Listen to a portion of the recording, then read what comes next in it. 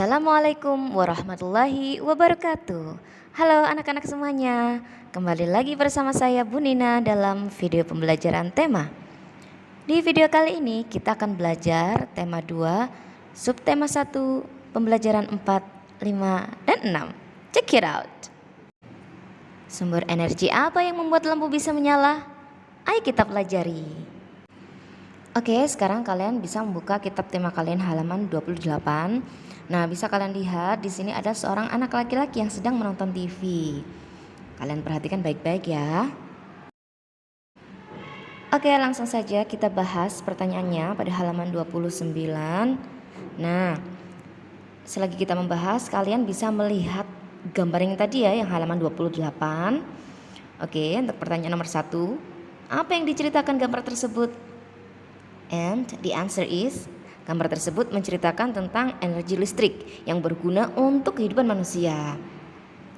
Sebutkan peristiwa pada gambar yang terkait dengan sumber energi listrik.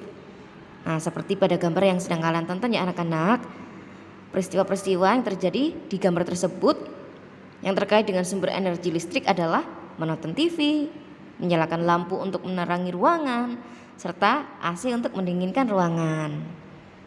Kemudian gagasan pokok dari gambar tadi adalah, gagasan pokoknya adalah manfaat energi listrik bagi kehidupan sehari-hari anak-anak, karena di situ seperti yang kalian lihat pada gambar di situ ada gambar AC, kulkas, lampu dan juga TV yang membutuhkan energi listrik.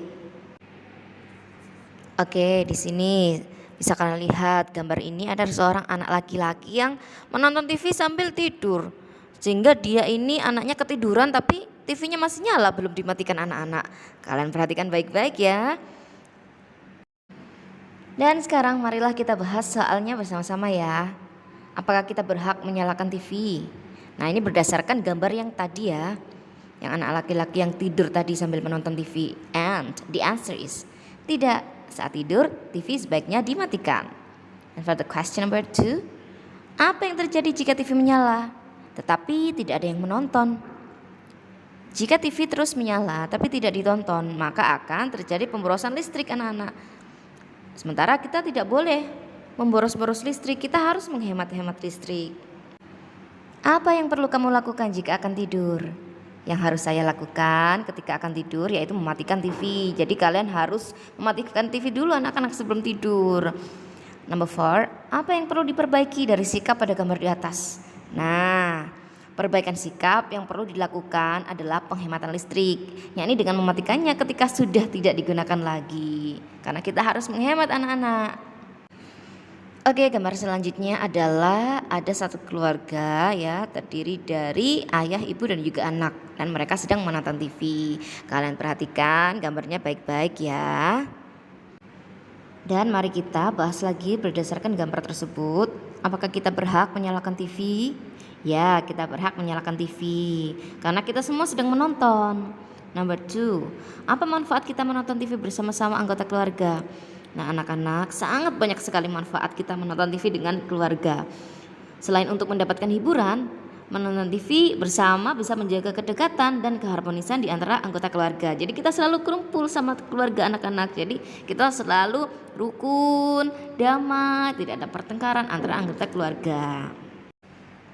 Apa yang akan terjadi jika setiap anggota keluarga menonton TV sendiri-sendiri?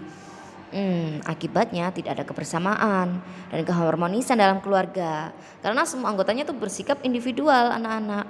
Tidak kumpul, jadi kan kurang harmonis, kurang berbahagia nantinya ya. Number 4, hal baik apa yang dapat kita contoh dari gambar di atas? Nah, menonton TV bersama bisa menjadi hiburan dan menambah keharmonisan dengan keluarga. Oke, sekarang kita menuju ke halaman 31. Apa yang akan terjadi jika kita tidak menghemat energi listrik? Jika kita tidak menghemat energi listrik, maka berdampak pada semakin menipisnya pasokan listrik. Apakah ketika kita tidak menghemat energi listrik akan mempengaruhi hak orang lain untuk mendapatkan energi listrik? Tentu saja iya. Ketika kita tidak menghemat energi listrik, akan mempengaruhi hak orang lain untuk mendapatkan energi listrik. Karena energi listrik akan cepat habis dan akan mempengaruhi orang banyak dalam memperoleh haknya atas listrik. Mengapa kita perlu melaksanakan hak dan kewajiban kita secara seimbang? Karena hak dan kewajiban yang tidak dilaksanakan secara seimbang akan menimbulkan masalah. Dan hak yang tidak diterima dapat mengakibatkan kita tidak melakukan kewajiban. Maka hak dan kewajiban harus dilaksanakan secara seimbang ya anak-anak. Number 4, apa yang harus kita lakukan untuk menghemat energi listrik? Bisa contohnya dengan mematikan alat elektronik ketika sudah tidak digunakan, menggunakan air secukupnya, membuat rumah dengan ventilasi agar tidak perlu menyalakan lampu ketika siang hari. Oke, sekarang kita menuju ke pembelajaran 5, yaitu halaman 36.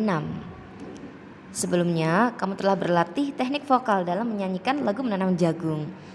Menyenangkan bukan? Ayo kita menyanyikan kembali lagu tersebut dengan nada dan tempo yang tepat. Oke anak-anak, kalian masih ingat kan di pembelajaran sebelumnya Bu Nina telah menyanyikan lagu Menanam Jagung. Oke, mari kita nyanyikan lagi ya. Ayo kawan kita bersama menanam jagung di kebun kita. Ambil cangkulmu, ambil pangkurmu, kita bekerja tak jemu-jemu. Cangkul, cangkul, cangkul yang dalam, tanahnya longgar, jagungku tanam. Beri pupuk supaya subur, tanamkan benih dengan teratur. Jagungnya besar, lebat buahnya, tentu berguna bagi semua. Cangkul, cangkul, cangkul yang dalam, menanam jagung di kebun kita. Jagung adalah salah satu sumber daya alam yang berasal dari bidang pertanian. Indonesia juga kaya dengan sumber daya alam laut.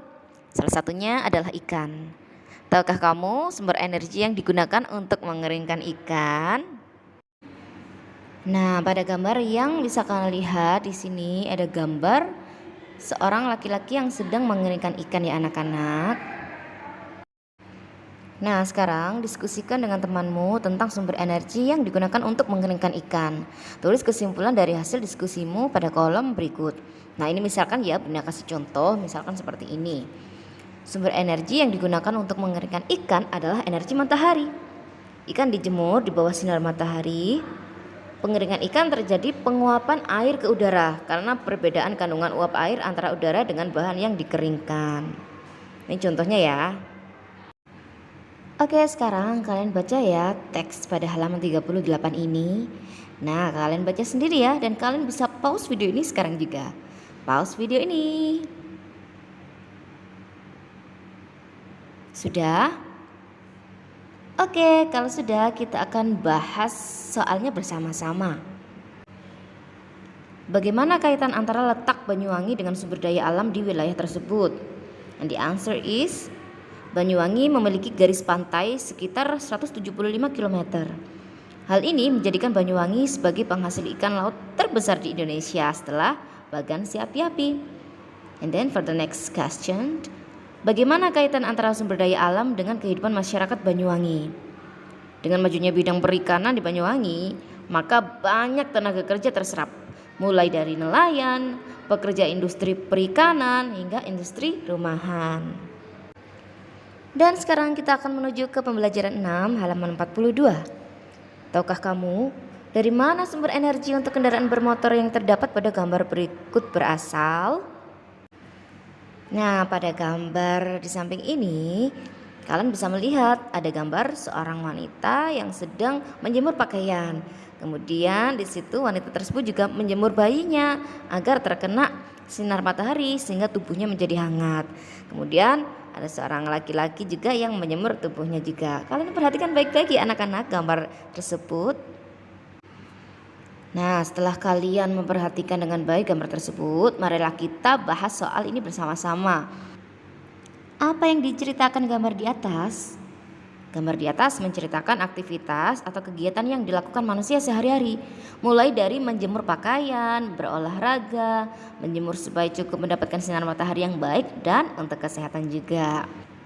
Next, Sebutkan gambar-gambar yang mendukung alasanmu terkait penggunaan sumber energi minyak bumi.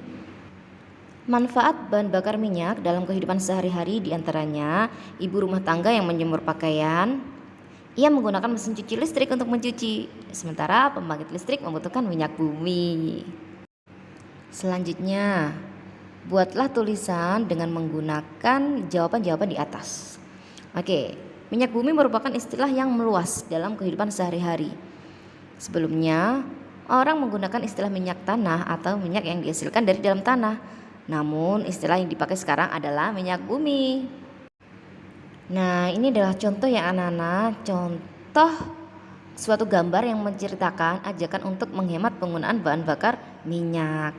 Kalian bisa mengarang sendiri ya anak-anak, gambarnya bebas. Ya, yang penting gambarnya rapi, bagus dan sesuai dengan atau berhubungan dengan menghemat BBM atau menghemat bahan bakar minyak. Oke, sekarang kalian baca sendiri ya anak-anak teks yang ada pada halaman 44. Kalian baca sendiri dan Bu Lina kasih waktu kalian 3 menit untuk membacanya. Kalian bisa pause video ini sekarang juga. Sudah?